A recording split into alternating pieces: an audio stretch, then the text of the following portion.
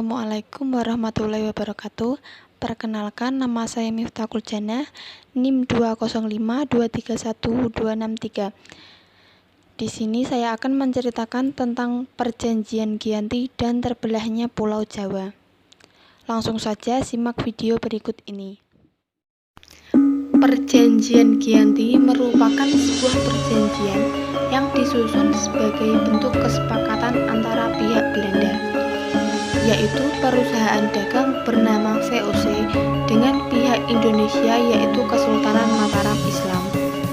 Perjanjian ini lahir sebagai suatu kesepakatan segitiga politik antara Pakubuwana III, Pangeran Mangkubumi, dan Perserikatan Perusahaan Dagang Hindia Belanda atau yang disebut VOC pada tanggal 13 Februari 1755. Nama Giyanti sendiri diambil dari tempat atau lokasi penandatanganan perjanjian yang terletak di Desa Janti. Dalam pelafalan Belanda, ia tersebut sebagai Giyanti dan secara tertulis ia terbaca sebagai Giyanti. Tempat tersebut sekarang lebih dikenal dengan Dukuh Kerten, Jantiharjo, Karanganyar, Jawa Tengah. Di masa lalu, perjanjian ini dibuat dalam rangka sebagai peredam api konflik yang telah terjadi berlarut-larut. Pasca pemindahan Keraton Kartosuro ke Surakarta, api dari peristiwa Geger Pecinan ternyata belum usai. Ketika itu, Mangkubumi yang membantu Pakubuwana II dalam meredakan api konflik mendapatkan hadiah berupa sebidang tanah dari Pakubuwana II. Namun, luas tanah tersebut menimbulkan suatu kecemburuan. Salah seorang pangeran mengadukan ketidakadilan tersebut kepada Gubernur Jenderal Baron van Imhoff. Kemudian, Gubernur Jenderal Batavia tersebut mengeluarkan keputusan bahwa yang membuat tanah tersebut tidak jadi dimiliki oleh Mangkubumi. Akhirnya, dia meminta izin kepada kakaknya yaitu Pakubuwana II. Lebih baik buanglah kemana di mana saya tidak bisa kembali ke Jawa, sehingga diberi sangu 3.000 ril. Ini untuk jatah makan anak buahmu, silahkan pergi. Sejak saat itu, pecah perang Mangkubumen, puluhan ribu prajurit kompeni prajurit Jawa meninggal. Perlawanan ini mendorong Gubernur VOC untuk Jawa Utara, Nicholas Harding, mengambil sikap untuk menyelamatkan daerah operasionalnya. Secara tertutup, Harding melakukan perundingan dengan Pangeran Mangkubumi. Setelah beberapa kali melakukan, Harding bersepakat dengan keinginan Mangkubumi yang hendak menjadi penguasa di tanah Jawa. Pada tanggal 23 September 1754, nota kesepakatan antara VOC dan Mangkubumi terlaksana, dan nota tersebut disampaikan kepada Pakubuwana III sebagai pengganti Pakubuwana II. Nota tersebut menyatakan bahwa Pangeran Mangkubumi mendapatkan wilayahnya. Pada tanggal 4 November 1754, Pakubuwana III menyatakan persetujuannya terhadap hasil perundingan antara Gubernur Jawa Utara dengan Mangkubumi tersebut. Surat pernyataan tersebut disampaikan oleh Pakubuwana III kepada Gubernur Jenderal VOC, Cacok Musel. Kesepakatan ini mendorong terjadinya perjanjian besar yang ditandatangani di Desa Giyanti, beberapa kilometer di sebelah timur Surakarta. Penandatanganan menjadi pangkalit terbelahnya tanah Jawa menjadi dua bagian atau dikenal dengan istilah Palihan Nagari. Hal ini menjadi awal naiknya tahta Mangkubumi di Yogyakarta sebagai Sri Sultan Hamengkubuwana I dengan gelar Senopati ing Ngalogo Sayyidin Panatagomo Khaifatullah. Sejak ditandatangani perjanjian tersebut pada tanggal 13 Februari 1755.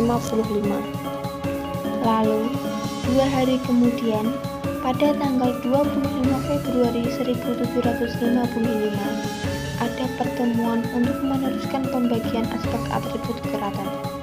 Antara lain, waris yang menjadi pusaka raja diserahkan kepada Sultan Hamengkubuwono I.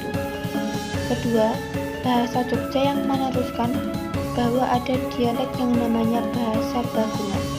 Bahasa tersebut memiliki identitas jika yang satu nggih, satu yang lain inggih. Lalu tarian Jogja lebih maskulin, Solo lebih halus. Kemudian memiliki penutup kepala yang disebut blangkon. Yogyakarta punya jenis sanggul. Surakarta hanya datar.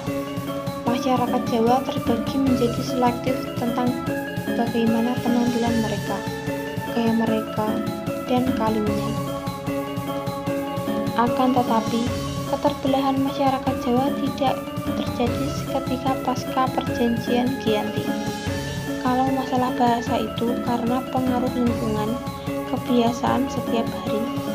Perubahannya kita tidak tahu, apakah zaman Hamengkubuwono I atau zaman Diponegoro atau sesudahnya, karena perjalanan waktu dan bahasa tidak bisa berubah secara cepat dalam kurun waktu 1-2 tahun, tapi 20-50 tahun. Proses pembagian wilayah dan juga aspek-aspek lain seperti bahasa mengalami proses panjang seiring berjalannya waktu. Perjanjian Giyanti yang tidak rinci pada pembagian wilayahnya menimbulkan rentetan-rentetan peristiwa atau konflik di antara kerajaan Jogja dan Surakarta. Sementara itu, pasca perjanjian Giyanti, Raden Mas Said atau Pangeran Sambernyawa yang membantu Mangkubumi masih terus melakukan pemberontakan. Seperti halnya Mangkubumi, Pangeran Sambernyawa yang merupakan Pakubuwana terus menuntut hak sebagai penguasa wilayah.